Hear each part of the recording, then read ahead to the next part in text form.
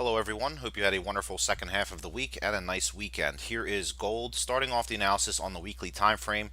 And once again, as I think I pointed out in my last video to the public, just looking at the weekly time frame and the overall sentiment of the overly bearishness within the metals sector as a whole, I think is absolutely hilarious. And I think that we're going to see a pretty nice short squeeze, and it's going to be a burn shorty event sometime soon within the next few week or so, but it will be coming. So smart money should have been loading the lows here, not adding to shorts. So that being said, weekly time frame RSI is confirming that we are absolutely done with this move to the downside.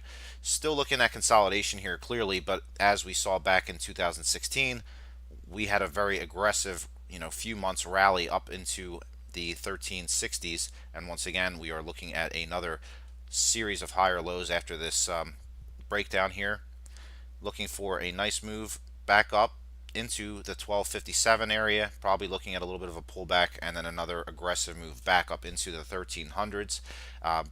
It's going to take obviously some time for this move to play out, so don't get upset if gold doesn't actually respond this week to those 1300 levels. I mean, let's be realistic. So once again, just kind of taking it in stride, we are looking at finally getting out of this downward leg here. The dollar should have topped out this past week. It was a little bit of a shakeout, caught a lot of people, including myself, off guard. But again, that's why we use stop losses, so we don't feel the pain, and then we just monitor and reassess, and then re-engage with a trade. So that being said, daily time frame still shows us that we are consolidating pretty well, having that bullish divergence here with the RSI not making the lows like we have seen with the price action itself.